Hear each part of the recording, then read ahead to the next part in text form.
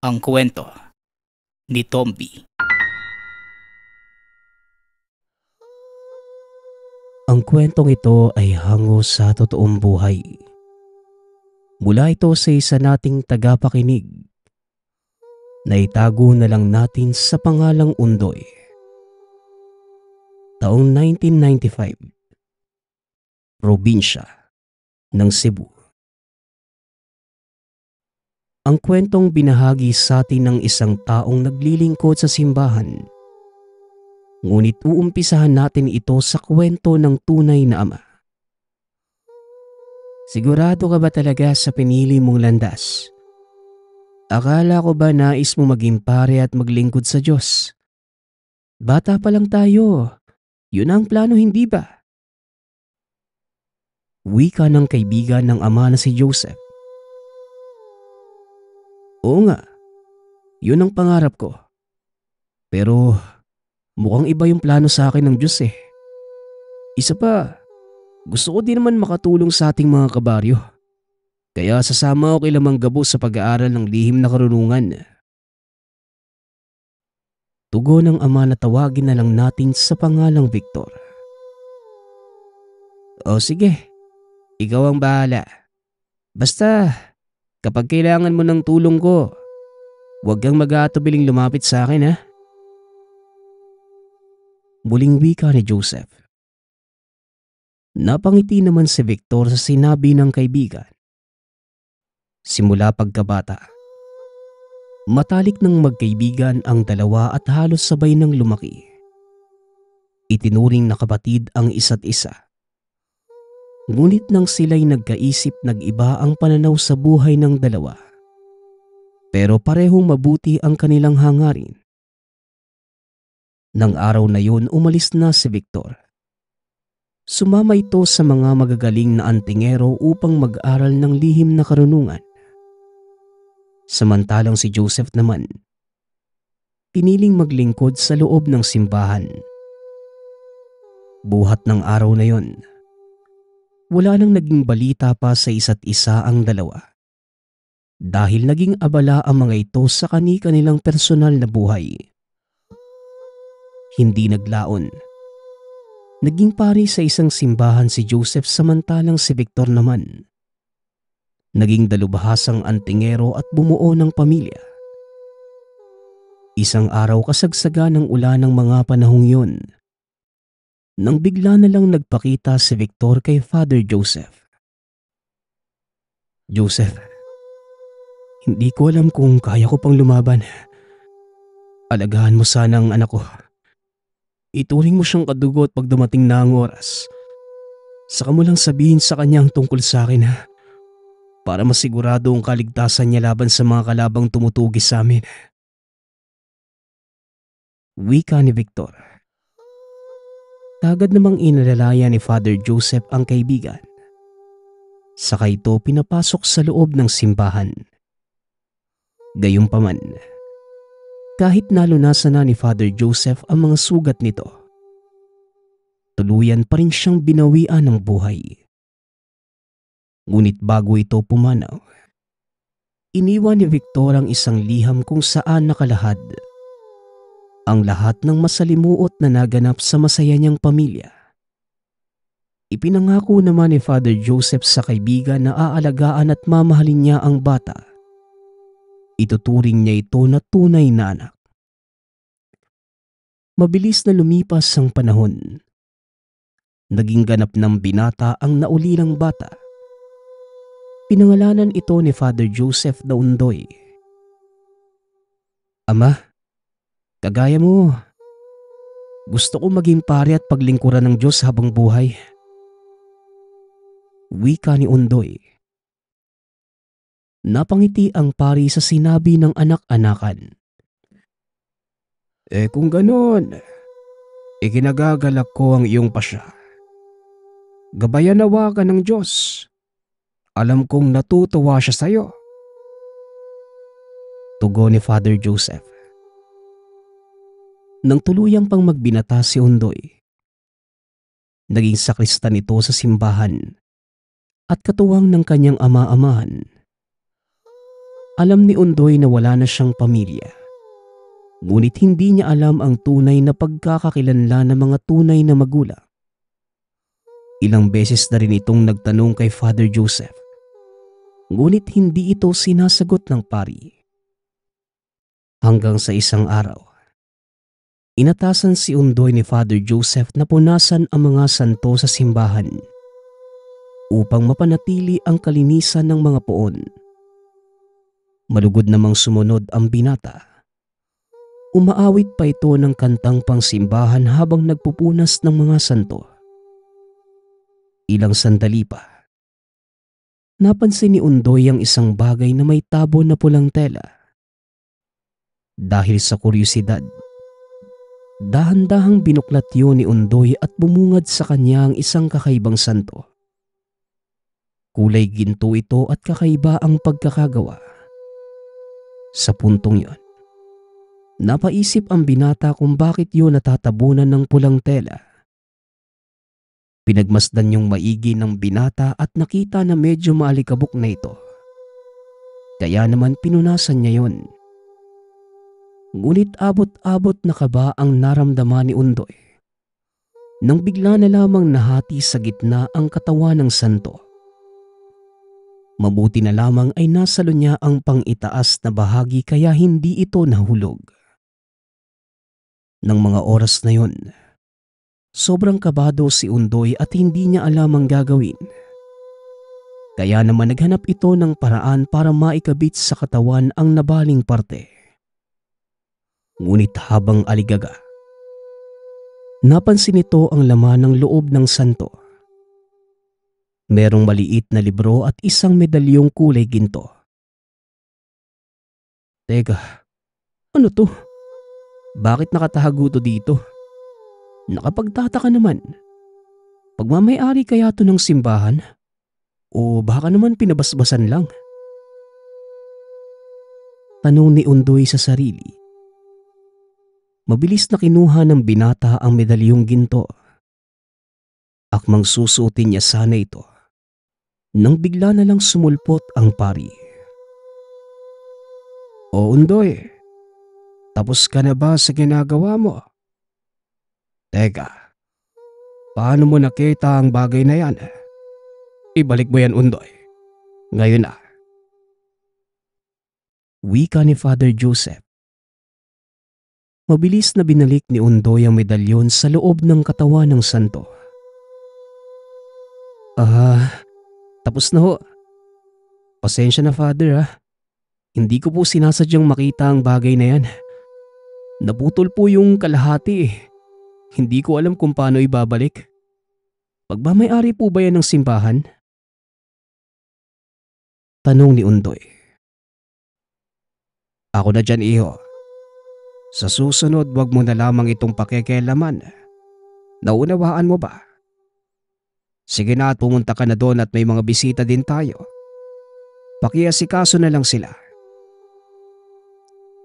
Utos ng pari. Sige ho. Dito na po ako ha. Tapos ko naman na po yung pinapalinis nyo eh. Muling wika ni Undoy.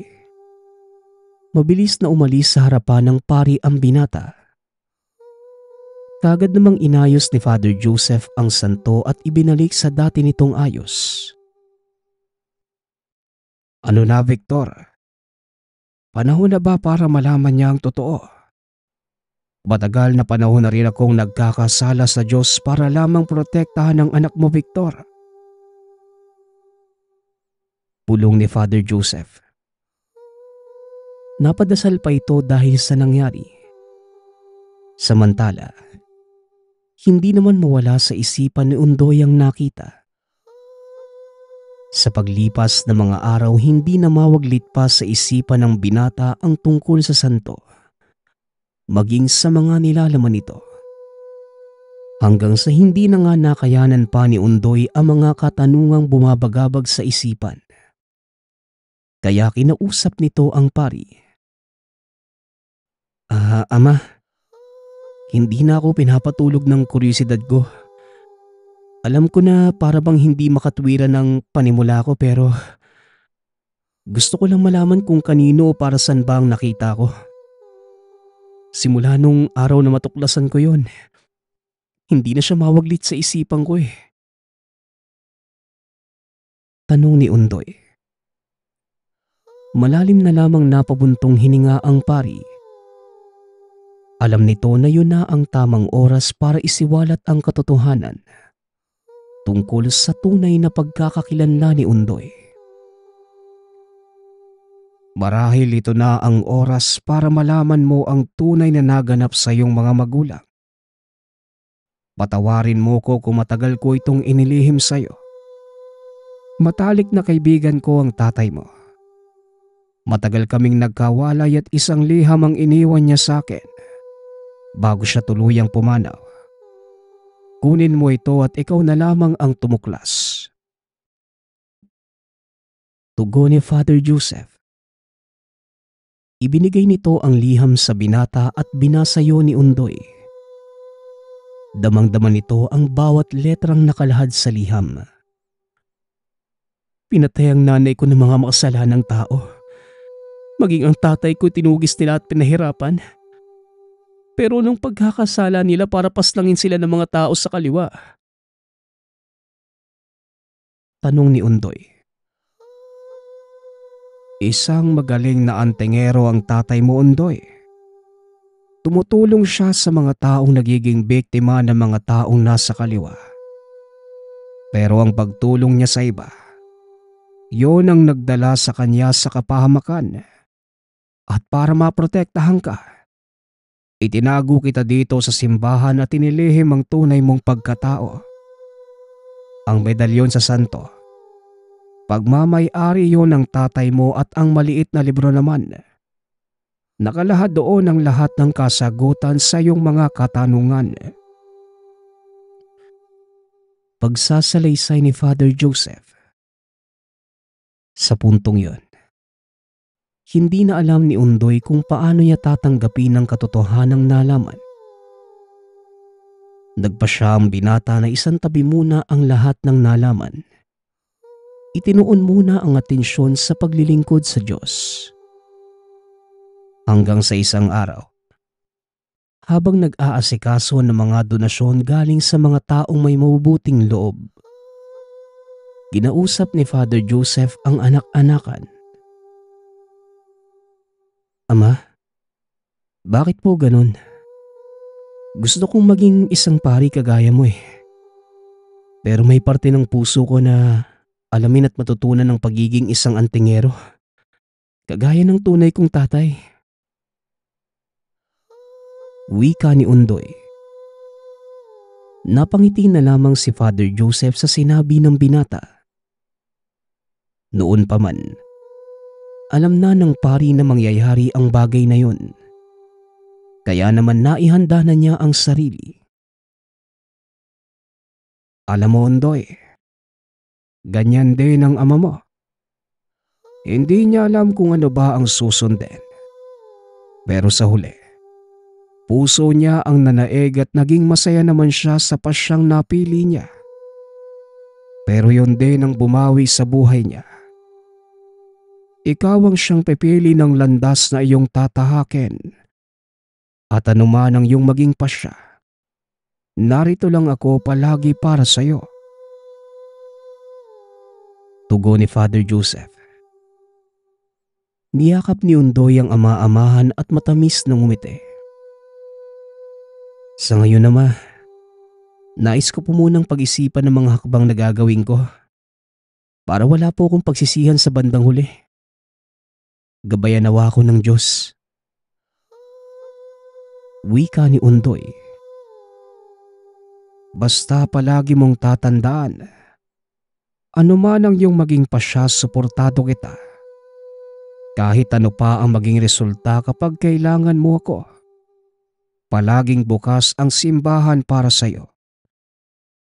Sana lamang tama ang iyong mapili, nang sa ganun hindi ka mapahamak. Naniniwala ako na gagabayan ka ng Panginoong kaya naman manalig ka lamang sa Kanya. Tugon ng pari. Sa paglipas ng mga araw, Binasa at pinag-aralan ng binata ang mga nakasulat sa libro. Kalaunan natutunan nito ang ilang pamamaraan ng panggagamot. Kaya naman sa huli, upang mas palawigin pa ang nalalaman, nagpasya na lamang itong umalis na ng simbahan. Nagpunta sa isang lugar na nakalahad sa libro. Hindi naman ito pinigilan ni Father Joseph. Dahil noon pa man, alam na ng pari na iba ang tatahaking landas ng binata. Lalo na't nasa dugo nito ang pagiging antingero. Naglakbay si Undoy dala ang libro at medalyong ginto. Ipinagdasal ito ng taimtim ni Father Joseph. At sa awa ng Diyos, nakarating ang binata sa lugar na nakasulat sa libro. Dito na nakilala ng binata si Elias, matalik na kaibigan ng ama. Magaling na albularyo ngunit dahil sa pakikipaglaban sa mga kampo ng kasamaan, nabulag ang isa nitong mata. Magandang araw o. Ito ba yung bahay ni Mang Elias? Tanong ng binata. Oo, iho. Ako nga ang hinahanap mo. Sino ka ba? At paano mo nalaman itong bahay ko? Tanong ni Mang Elias. Ako nga po pala si Undoy, anak ni Victor. Naparito po ako para alamin yung mga naganap noon at palawigin po yung kaalaman ko.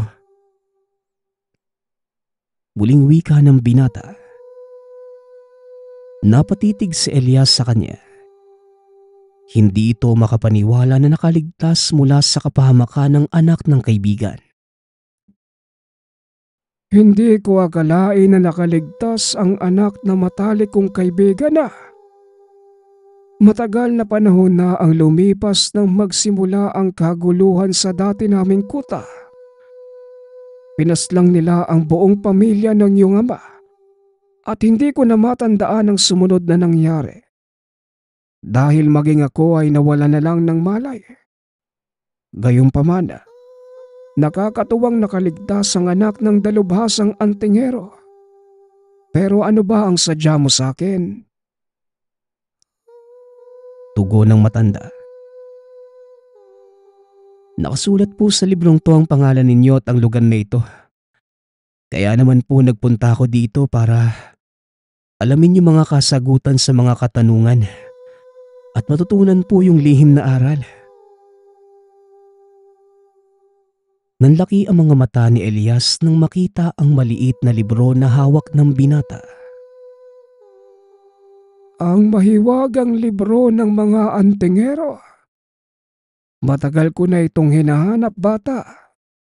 Saan mo ba ito nakuha? Tanong ni Mang Elias. Dito na pinaliwanag lahat ni Undoy at naunawaan naman ng matanda ang lahat. Sinabi din ito ang tunay na pagkakakilanlan ng ama ng binata. Kaya naman mas lalong tumindi ang pagnanais ni Undoy na mapag-aralan ang nilalaman ng mahiwagang libro. Ano po ba yung mga nakalathala sa librong yan? Nauunawaan ko po yung mga salitang nakasulat pero hindi ko po alam kung para saan eh. Tanong ni Undoy. Ang librong ito ay nagmula pa sa mga ninunong antingero. Ipinamana ito ni Tandang Gabo sa iyong ama. Dahil ng mga panahong yon, ang tatay mo ang pinakamalakas sa lahat ng antingero. Dito nakasulat ang lahat ng pamamaraan ng panggagamot, paggamit ng itim na kapangyarihan, at higit sa lahat, ang pinakamalakas na orasyon. Kaya naman mahalagang mapangalagaan ito. Dahil sa oras na mapunta ito sa kasamaan, hindi maganda ang mangyayari. Pagsasalaysay ni Mang Elias. Naintindihan ni Undoy ang sinasabi nito. Nagpa siya ang binatang manatili sa tahanan ng matanda. at pag-aralan ang mga nakasulat sa mahiwagang libro. Buhat ng araw na yon, lahat ng kaalaman ni Mang Elias ay isinalin niya sa binata. Wala itong sinayang na sandali at maging ang mahiwagang libro. Pinag-aralang mabuti ni Undoy. Nagpasya ang binatang ipagpatuloy ang nasimula ng ama. Sumunod ito sa yapak ng yumaong tatay.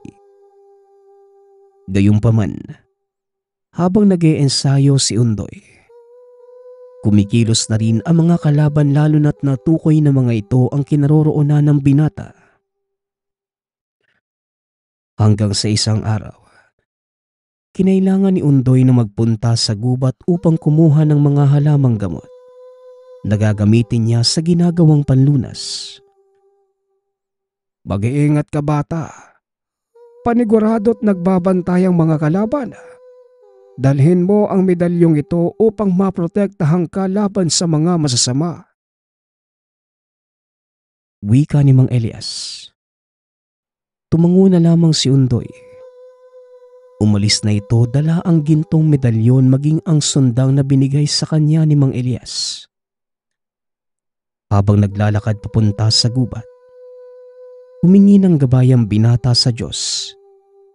Hindi pa rin nalilimutan ni Undoy ang simbahan maging si Father Joseph. Ilang sandali pa ang lumipas. Naramdaman ni Undoy ang biglaang pag-init ng medalyon. Naalala ng binata ang turo sa kanya ni Mang Elias na nagbababala ang gintong medalyon. Kagad hinanda ng binata ang sarili, ngunit hindi pa rin siya nagpahalata. Maya-maya pa'y bigla na lamang sinugod si Undoy ng isang malaking baboy ramo. Ngunit alam ng binata na hindi ito pangkaraniwan. Mabilis na binuhusan yon ng langis ng binata na gawa sa iba't ibang halamang gamot na malakas na pangontra sa mga aswang. Ipakita mo sa akin ang tunay mong wangis. Huwag kang magtago sa itsura ng hayop. Wika ni Undoy. Mabilis na hinugot ng binata ang sundang na nakasabit sa tagiliran. Natawa lamang ang aswang sa sinabi ng binata. Ipinakita nito ang tunay nitong itsura. Mabilis ang pag-ataking ginawa ng nilalang. Kaya naman nasugatan sa mukha si Undoy ngunit mabilis naman itong naghilo. Nag-usan ng orasyon si Undoy. Tila natuod sa kinatatayuan niya ang nilalang. Ngumisi si Undoy. Sinaksak nito sa puso ang nilalang na kagad namang binawian ng buhay. Lingid sa kaalaman ng binata, nakita ng kalaban ang naganap. Kaya nais nitong mapa sa kamay ang medalyong ginto at ang mahiwagang libro. Nagpatuloy lang sa pupuntahan si Undoy. Naging mabilis ang pamimitas ng binata. Habang pauwi, nakita ni Undoy ang isang matanda na nakaupo sa isang puno at nangihina. Akmang tutulungan na sana ito ng binata. Nang bigla na lamang umilaw ang medalyon at muling uminit. Kagad na palayo ang binata at dito na muntikang makuha ng nilalang ang medalyon. Makukuha ko din ang medalyong yan sa iyo, binata. At sisiguraduhin ko na dudurugin kita. Wika ng isang matandang lalaki sa hindi kalayuan.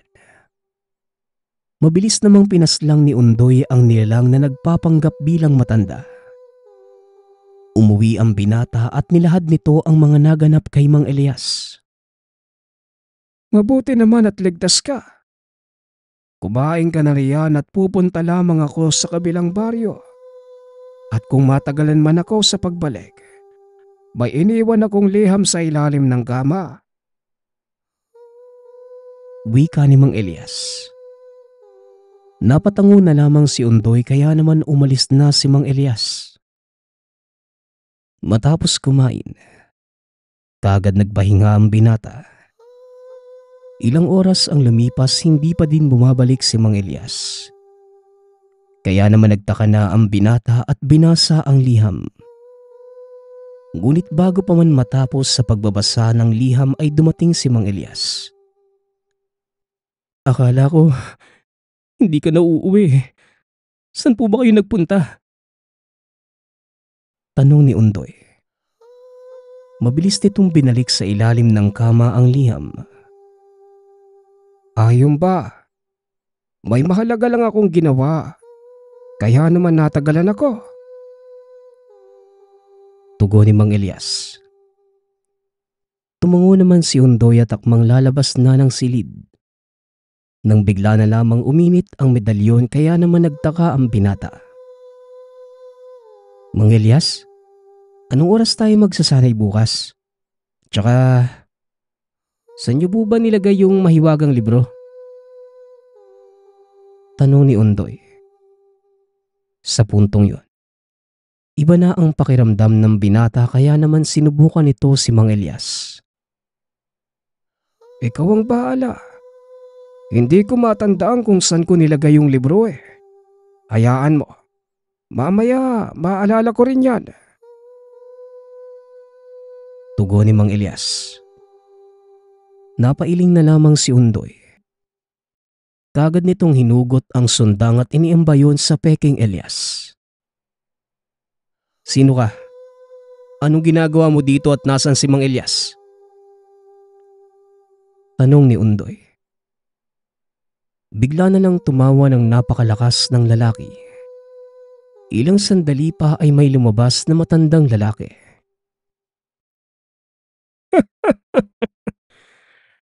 Matalino kang bata. Pero ang Elias na hinahanap mo, isusunod ko na sa tatay mo. Wika ng matandang lalaki na nagpakilala sa pangalang Felipe. Walang hiya ka. Wala kayong kasing sama. Ano bang gusto nyo? Itong medalyon? Pwes, hindi nyo pa rin itong makukuha. Wika ni Undoy. Pinugutan nito ang ulo ng unyango. Mabilis na tumakas ang binata sa tahanan, dala ang libro maging ang liham ni Elias. Nagtago ito sa isang kuweba. Dito nito tuluyang binasa ang liham ni Elias. Mabuti na lamang. Tama ang pasya ng binatang sa kuweba magtago. Nagpatuloy sa paglalakad ang binata at inusalang orasyon na tinuro sa kanya ni Elias. Dito lumabas ang dalawang malaking ahas. Tamang-tama naman ang pagdating nila Felipe. Ang mahiwagang sawa ng kasaysayan. Paano mo napalabas ang mga yan? Tanong ni Felipe. Tanging ang tinakda lamang ang siyang makakapagpalabas sa ninunong sawa at ako yun. Humanda kayo. Dahil yan mismo ang magdadala sa inyo sa impyernong kalalagyan nyo. Tugon ni Undoy. Sa takot nagsimulang tumakas ang mga kasamahan ni Felipe. Ngunit hindi nakalabas ang mga ito dahil sa ginawang orasyon ng binata. Kaya kong labanan ng kapangyarihang bumabalot sa kuwebang ito. Wika ni Felipe. Nag-usal ito ng orasyon at kagad nakalabas sa kuweba. Nilamon naman ng mga ahas ang kasamahan nito. Sinunda ni Undoy ang nilalang hanggang sa dumating sila sa pusod ng gubat. Marami ka ng pinatay, Felipe. Ang pamilya ko at si Mang Elias, maging ang mga kasamahan ng tatay ko. Ngayon, sisingilin kita sa kasalanan mo. Wika ni Undoy. Ngumisi lamang ang aswang. Humikit ito at nagsabing, Akala mo ba'y hindi ko pinaghandaan ang araw na ito? Mukhang hindi mo binasa ang kabuuan ng sulat ni Elias. Ang pusod ng gubat ay pagmamay-ari ko at ito ang aking dome. Walang anumang orasyon mula sa kalahi mo ang gagana dahil ako ang nagpapatakbo nito. Katapusan mo na, Undoy. Kagaya ng tatay mo, ito na ang iyong magiging libingan. Wika ni Felipe. Mabilis nitong inatake si Undoy. Nasaksak sa dibdib ang binata. Napasuka ito ng dugo ngunit hindi nawala ng pag-asa. Hindi pa nakontento si Felipe. Kinuha nito ang medalyon sa binata at pinanood itong nag-aagaw buhay hanggang sa tuluyan ng nahiga sa lupa. Sa puntong yon, nangihina na si Undoy. Naalala nito ang lahat ng paalala sa kanya ni Father Joseph at ni Elias. Sa puntong yon, sumagi sa isipan ng binata ang nakalahad sa sulat ng ama. Napangiti si Undoy habang nakatitig sa langit. Nagpasalamat ito sa Diyos sa kanito inusalang isang dasal. Paulit-ulit niya itong binigas. Hindi nilahad ni Undoy sa liham kung ano ang dasal na yon upang maingatan laban sa mga masasama. Sa pagpapatuloy ng kwento, nagtataka si Felipe dahil bigla na lamang umilaw ng napakaliwanag ang medalyon. Laking gulat nito nang makitang nakatayo si Undoy at suot na nito ang gintong medalyon. Napatay mo man ang tatay ko, pero ako na anak niya ang siyang tatapos sa kasamaan mo. Nakalimutan mo ata na ako ang itinakda ng medalyon. Kaya naman ikaw ang haharap sa impyerno. Wika ni Undoy. Nagusal ng orasyon ng binata. Hindi makagalaw si Felipe at kahit anong kawalan nito ay hindi siya makagalaw. Hindi mo ko matatalo. Ako ang pinakamatandang itim na albularyo sa aming lahi. At hindi ako magpapadaig sa baguhang kagaya mo. Tugon ni Felipe. Napailing na lamang si Undoy sa sinabi ng lalaki. Kakayahan ng kalikasan. Pagsamasamahin upang mga taksil mamaya pa. Buhay na ginamit sa kasamaan. Yung bawiin ng mundo'y malagay sa tahimik. Wika ni Undoy. Sa puntong yon humangin ng napakalakas. Ilang segundo lamang ang lumipas, kinain ng lupa si Felipe. Lumuhod si Undoy at nag-usal ng dasal upang humingi ng basbas sa medalyon. Matapos ang laban, bumalik sa simbahan si Undoy. Malugod naman itong tinanggap ni Father Joseph. Masaya ako na bumalik ka dito sa simbahan. Alam kong nagtagumpay ka sa iyong misyon. Wika ni Father Joseph. Nagyakapan ng dalawa at sabay na nagpasalamat sa Panginoon. Buhat ng araw na yon, nagpasya si Undoy na manilbihan sa simbahan.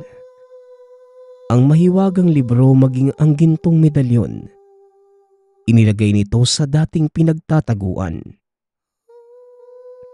Medalyong ginto, mahiwagang libro. Bantayan nawa kayo ng Diyos para hindi mapunta sa mga masasamang loob.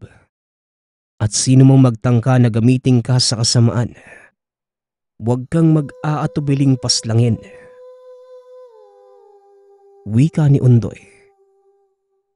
Nilagyan nito ng orasyon ng medalyon, maging ang libro at binalik sa dati nitong lagayan. Nang matapos sa layunin, ipinagpatuloy ni Undoy ang paninilbihan sa simbahan. Sa kasalukuyang taon, isang pari na rin si Undoy. Nanatili sa pinagtataguan nito ang medalyon, pati na rin ang mahiwagang libro na siyang naglalaman ng mga kaalaman. Ang susunod nating kwento ay mula sa isa nating tagapakinig. Naitago na lang natin sa pangalang Jeffrey. Taong 1983. Calapan, Mindoro. Ang kwentong inyong mapapakinggan ay tungkol sa tatay ni Jeffrey. Natawagin na lang natin sa pangalang Abelardo. 15 taong gulang pa lamang siya ng mga sandaling yun. Kasama ang mga magulang na sila Herman at Alisa. Naninirahan sila sa San Jose, Mindoro. Dito na lumaki si Abelardo. Isang negosyante ang tatay habang ang nanay naman kilalang ahente ng lupa sa lugar.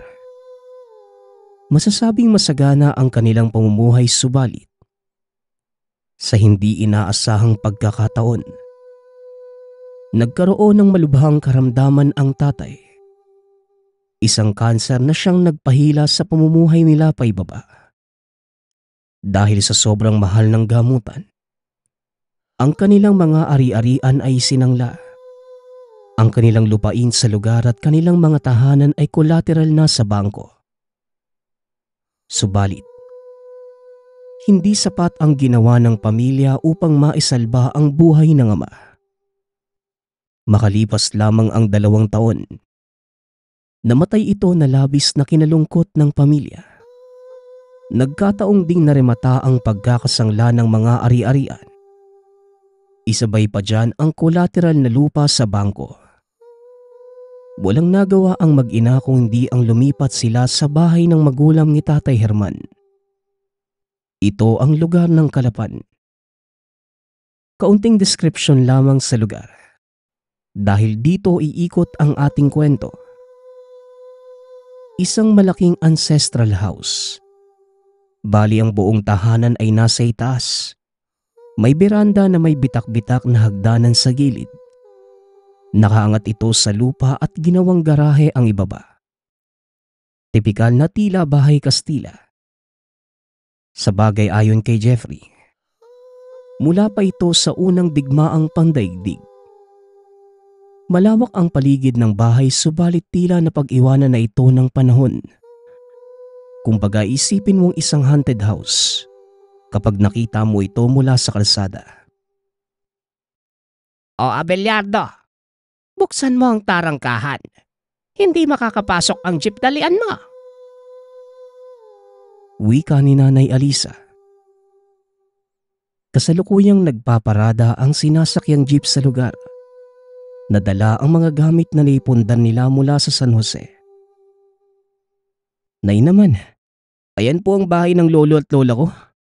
Parang nakakatakot po ang itsura eh. Wika ni Abelardo. Hindi pa siya minsang nakapunta sa lugar. Ayaw ng ama dahil pangit ang ugali ng mga magulang nito.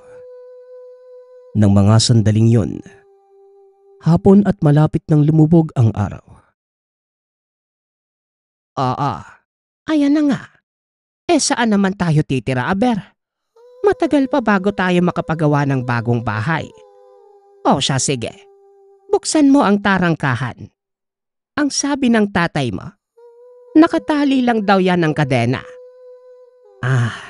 Mamang driver, pasensya na sa tagal ha. Ayos lang po ba kayo? Tanong ni Nanay Alisa sa driver. Ayos lang mama. Diyan po ba sa bulwagan ibababa mga gamit mo mama? Mukhang hindi na pangalagaan ang lugar na to, no? Tugon ng driver. Hindi naman nagsalita pa si Nanay Alisa. Nakatuon lamang ang atensyon nito kay Abelardo. Hanggang sa lumangit-ngit ang malaking tarangkahan. Lumagabog pa ang kabilang bahagi nito dahil natumba at sirana. Nilibot ng binata ang tingin sa buong paligid ng tahanan. Kinikilabutan ang binata dahil tila may nakatingin sa kanya sa mga bintana at kakahuyan. Nay, mangupahan na lang kaya tayo. Hindi ko po kayang manatili sa ganitong lugar. Wika ni Abelardo. Ano ka ba naman anak? Ay sus, yan ang napapala mo sa pakikinig ng mga kwentong takutan.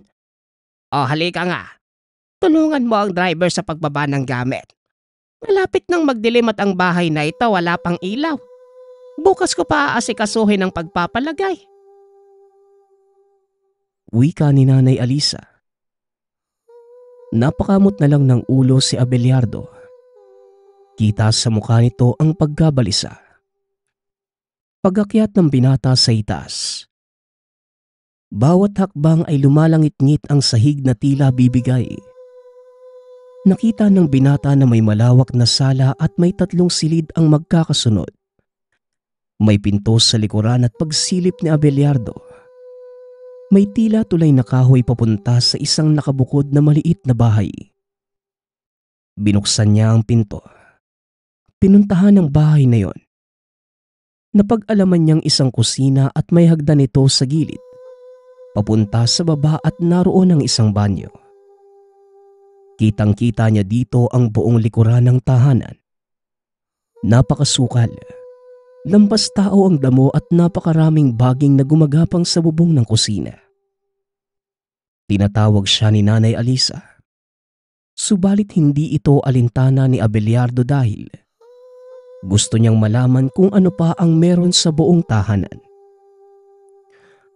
Pagbaba niya doon sa kusina, halos sumabog ang dibdib sa gulat. May narinig siyang boses. Yun bang umieko tapos tunog matanda? Nangilabot si Abelardo. Kaagad na itong bumalik at sinabi sa ina ang naranasan. Nakakunot ang mukha ni Nanay Alisa. Nakapamewang habang nakatitig kay Abelardo. Ay nako, binata ka na, Diyos ko. Ayos-ayosin mo nga, Abelardo. Galing pa tayo sa problema. Huwag mo nang dagdagan. Wika ni Nanay Alisa. Napabuntong hininga na lamang si Abelardo. Kahit natatakot man, nilabanan niya na lamang ito. Matapos maisaayos ang mga gamit sa taas ng tahanan, sinabi ng ina na bibili daw ito ng kandila bilang ilaw pansamantala. Madilim na ng mga sandaling yon. Sasama sana si Abelardo sa ina. Ngunit sa takot na pagalitan, tiniis na lamang niya at naupo ito sa lumang upuan sa gilid ng bintana. Sinundan niya ng tingin si Nanay Alisa hanggang sa makalabas ito ng tarangkahan. Sa isip ng binata, medyo matatagalan ang kanyang nanay.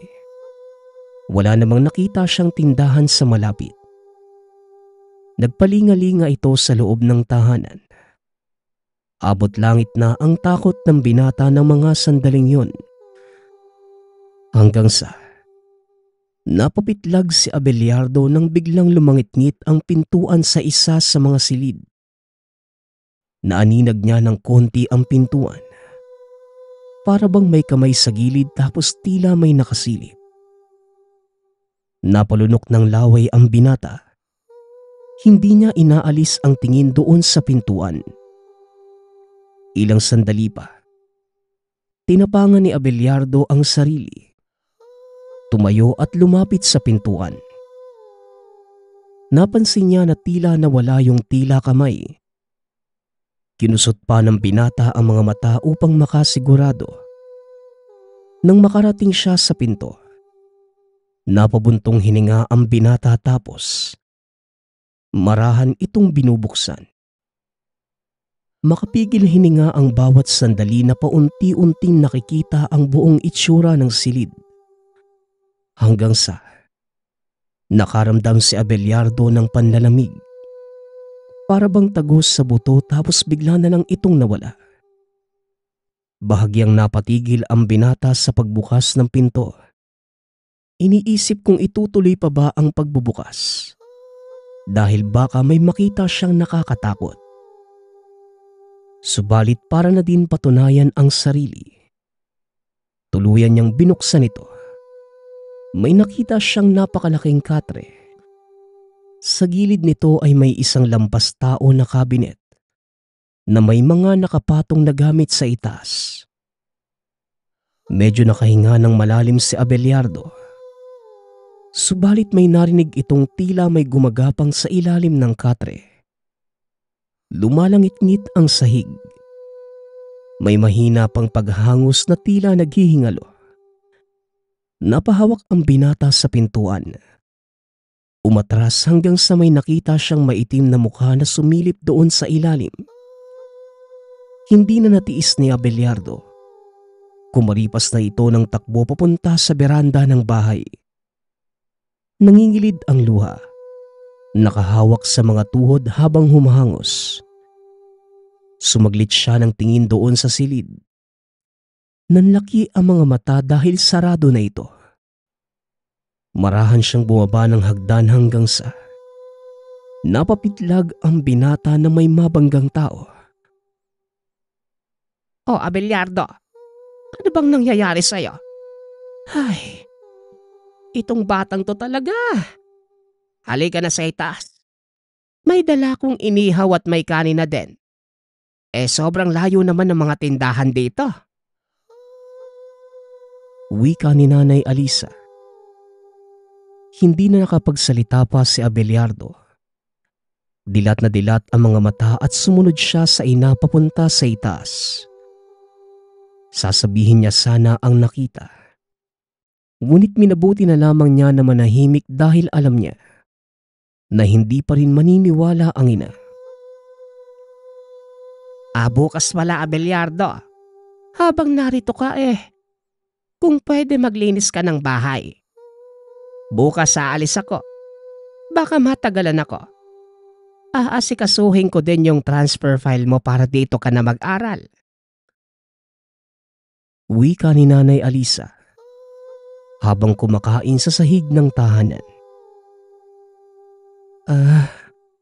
Opo, Nay. Tugon ni Abelardo. Matapos kumain, tinanong ito ng ina kung gusto nitong bumukod ng silid. Pwede siyang mamili sa 3. Sumagot naman si Abelardo na hindi siya sanay sa bahay. Nay, sama na lang po ako sa iyo. Saan po ba yung silid natin? Tanong ni Abelardo. Dyan sa gitna. Yung nasa gilid kasi, silid ng lolo at lola mo noon. Ang sabi ng tatay mo, wag na wag gagamitin yon. Ewan ko ba? Yung isa naman na kung saan makikita mo sa bintana ang kusina. Silid yon ang yumaong tsuhin mo. Yung naikwento ng tatay mo na nadisgrasya. Pangit naman kung doon tayo kaya sa gitna na lang. Kasi wala namang gumagamit dito. Maliban sa mga katiwala nila dati. Ikaw nakikita ko sa mukha mo ang pagkabalisa. Ganyan din ako noong bata ko sa lumang bahay namin. Takot ako pero wala naman. Ang isip lang ang gumagawa ng katatakutan. Kaya ikaw, Abelardo, iwas-iwasan mo ang pagiging negatibo. Hindi totoo ang mga elemento, anak. Pagpapaliwanag ng ina. Hindi naman na nagsalita pa si Abelardo. Matapos kumain, nagpunta ang dalawa sa kusina. Natanong ng binata kung parati bang nakakapunta ang ina niya dito sa bahay noon. Sumagot naman ito na 2 beses pa lamang. Una yung pinakilala ko ng tatay mo sa magulang niya. At yung huli naman, yung namatay yung 2 matanda. Sabay silang namatay, anak. Nasa katre lang ang 2. Pagkahawak ng kamay at wala ng buhay. Ang tatay mo ang nakasaad sa dokumento bilang tagapagmana. Hindi ko alam ang dahilan kung bakit ayaw na ayaw ng tatay mo magpunta dito. Kahit ganun pa man, wala naman tayong magagawa. Wala din naman tayong mapupuntahan. O siya, sige na, Abelardo. Pagkatapos mong maghugas, dalhin mo ang ibang kandila sa silid. Susunod ako. Titignan ko lang ang kubeta kung ayos pa ba. Wika ni Nanay Alisa. Tatanggi sana si Abelardo ngunit nakababa na ang ina. Sinunod na lamang ng binata ang utos nito. Kinuha niya ang mga kandila. Isa rito ang sinindihan at nagpunta na sa silid na nasa gitna. Habang papalapit, sumasaglit siya ng tingin doon sa silid ng lolo at lola. Ito yung silid na pinasok niya kanina. Wala namang kakaiba doon. Nang makapasok na ang binata sa kanilang silid, pansin niyang wala naman itong laman. Bakante lang pero may altar sa gilid ng pinto. Doon niya itinirik ang kandila. Binalikan ng ibang gamit para maglatag ng mahihigaan nilang mag-ina, subalit pagtingin lamang sa kabilang silid, nanlaki ang mga mata nang bukas na ang pinto. Dali-dali siyang pumasok sa kanilang kwarto hanggang sa makarinig ang binata ng tila may kumakaluskos. Doon ito nanggagaling sa kwarto ng lolo at lola. Pinakinggan niya ng maigi ang ingay, para bang kinakalmot ang dingding. Nagtayuan ng mga balahibo ng binata. Lumabas ito ng kwarto at sumilip sa kabila. Halos sumabog ang ulo ni Abelardo. Nakakita ito ng isang matandang babae.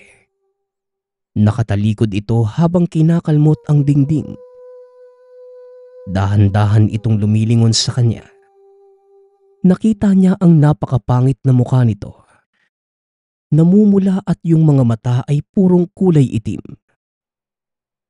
Hindi nakagalaw ang binata. Tumayo ang matanda at isang iglap lamang. Nakadungaw na ito sa mukha ni Abelardo. Naihina ang binata sa takot sa nasaksihan. Bumuka pa ang bibig ng elemento at bigla itong nagsalita. Umalis kayo dito. Umalis kayo sa pamamahay ko. Wika ng matanda. Hanggang sa biglang may tumapik sa balikat. Tila mahihiwalay na ang kaluluwa sa gulat. O ano bang ginagawa mo dito? Tsaka na paano ka? Wika ni Nanay Alisa. Ito pala ang tumapik sa kanya. Hindi na kumibo pa ang binata. Kagad na itong nagpunta sa silid at umupo sa sulok. Muli namang nagsalita ang ina. Sinabi nito na wag papakialaman ang kabilang silid. Nay, maniwala man po kayo sa hindi pero kitang-kita ng mga mata ko yung isang matanda, Nay. Nakakatakot po yung itsura niya. Napakapangit ng mukha, Nay. Wika ni Abelardo. Ay sus naman talaga, oo. Ayan ka na naman, Abelardo. Itulog mo na lang yan, anak. Guni-guni mo lang siguro. Mungkahi ng ina. Hindi na nagsalita pa si Abelardo. Pinalitan na lamang nito ang salawal na nabasa sa ihi. Hating gabi sa kalagitnaan ng pagtulog. Napabalikwas ang binata nang makarinig ng malakas na sigaw. Paglingon niya sa gilid, nakita niya ang ina na nakasandal sa dingding. Halata ang takot sa muka. Tinanong niya sa nanay kung ano ang nangyari. Subalit umiiling lang ito at sinabing bumalik na lamang sa pagkakatulog. Napakunot ang mukha ng binata. Nakita niya ang mga mata ng nanay na tila may tinitignan sa isang bahagi. Hindi na lamang niya ito pinansin. Bumalik na sa pagkakahiga at nagtalukbong ng kumot. Kinabukasan, maagang nagising si Abelardo. Nagtataka ito kung bakit hindi pa bumabangon ang ina. Samantalang maaga naman itong nag-aasikaso. Dinampi niya ang kamay sa bisig. Napakainit ng temperatura ng ina at mataas ang lagnat. Tinapik-tapik pa ito ng binata sa balikat. Umuungol lamang ang ina at hindi ito nagsasalita. Nataranta na ang binata ng mga sandaling yun. Mabilis siyang kumuha ng tuwalya. Binasa ng tubig at nilagay sa noo ni Nanay Alisa. Hinalungkat din niya ang bag. Nakakita ito ng gamot at mabilis niya itong pinainom. Pinakiramdaman ng binata kung bababa ang lagnat ng ina. Subalit narinig niya itong nagsasalita na hindi naman maintindihan ng binata. Sumakto naman na may dumating na tao. Isang kapitbahay na nagngangalang Aling Puring. Kilala nila ito. Nagpunta ang matanda nung namatay ang tatay ni Abelardo. Isang matanda. Dating katiwala ito sa bahay at may sasabihin sana. Ngunit nadatnan nito ang kalagayan ni Alisa. Oh, anong nangyayari sa kanya? Iha Alisa. Hala, teka, bakit bukas ang pinto dito sa kabila? Ay siya, sige, teka.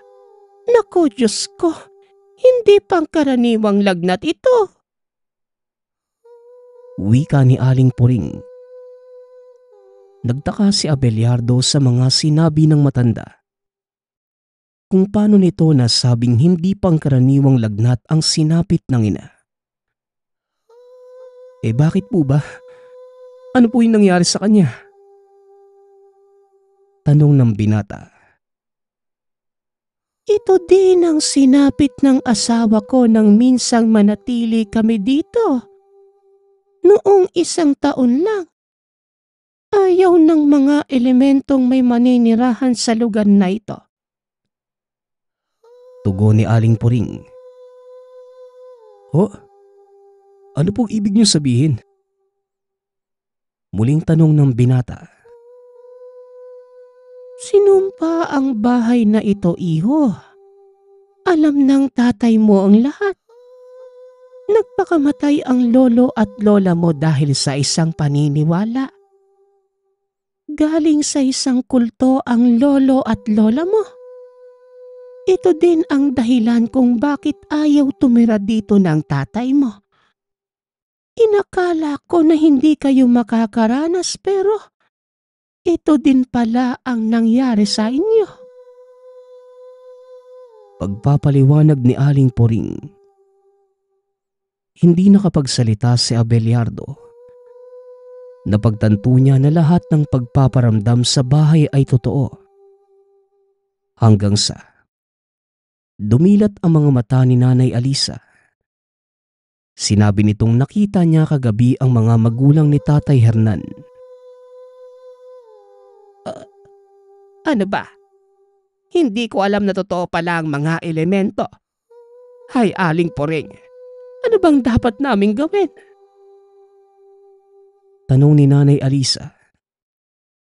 Hanggang sa biglang nagkalampagan ang pinto at bintana. May kung anong malakas at malamig na hangin ang pumasok sa loob ng tahanan.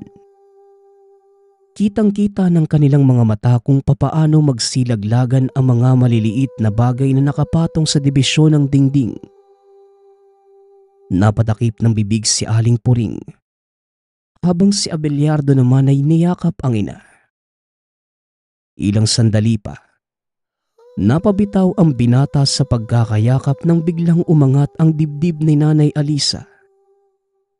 Marahang tumatayo na tila isang poste. Dilat na dilat ang mga mata.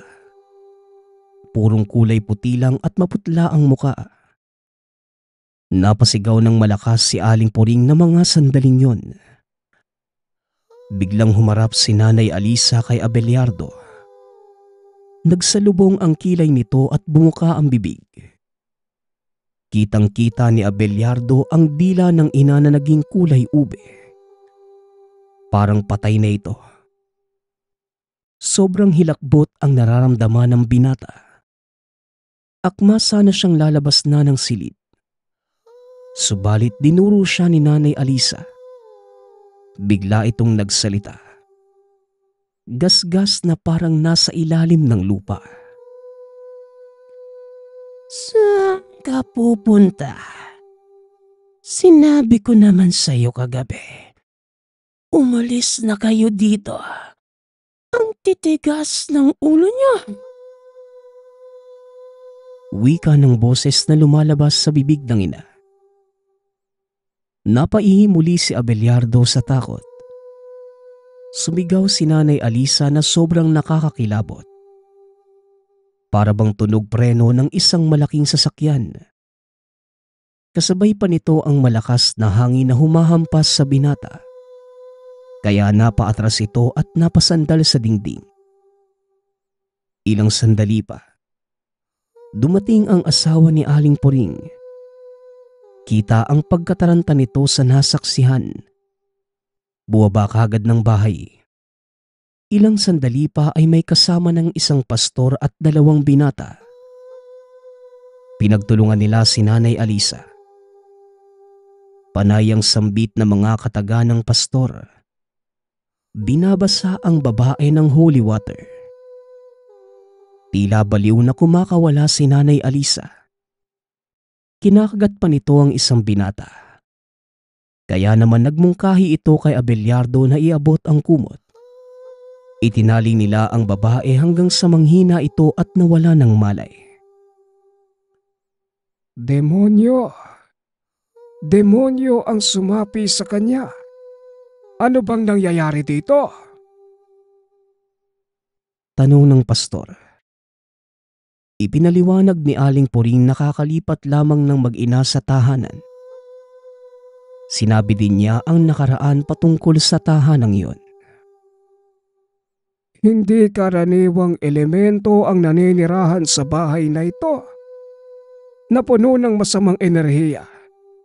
Ito siguro ang sinagawang ritual ng dating naninirahan na sinabi mong bahagi ng kulto. Ang mas mabuti pa siguro, wag na lamang kayong tumira dito. Malalagay lang kayo sa alanganin at kahit siguro sa tulong ko sa iba pang may kaalaman din, hindi na mapapalis ang nakatirang elemento rito. Mungkahi ng pastor. Samantala, nagkamalay na si Nanay Alisa at nagtanong kung ano ba ang nangyari. Sinabi naman ni Aling Puring na sinapian siya ng demonyo. Iha, doon na lang kayo sa amin. Delikado kayo dito. Kakasya naman tayo doon, iha. Mungkahi ni Aling Puring. Yun na nga ang nangyari. Iniwan nila ang malaking bahay at doon pansamantala na nirahan sa bahay nila Aling Puring. Makalipas ang 1 taon, ibinenta nila ang bahay at lupa sa isang mayamang negosyante. Ginamit nila bilang panimula ang pera. Nagtayo ng bahay katabi lamang sa bahay nila Aling Puring. Hanggang sa kasalukuyan, dala-dala ni Abelardo ang alaala. Isang karanasang nagpabago sa pananaw nilang pamilya sa isang elemento. Lahat ng ito ay dahil lamang sa naiwang bahay. Nagpapasalamat nga pala ako sa nagpadala ng ating kwento. Nawa ay nagustuhan niyo ang inyong napakinggan. Ang opinyon ko lamang sa kwentong ito. Mahirap mang paniwalaan, pero hindi na rin maaalis ang mga elemento sa araw-araw nating buhay. Kaya walang mawawala kung tayo'y maniniwala. Muli, nagpapasalamat ako sa lahat ng sumusuporta sa ating channel. Nawa ay patuloy niyong suportahan at pakinggan ang ating mga kwento. Hanggang sa muling pakikinig. Paalam.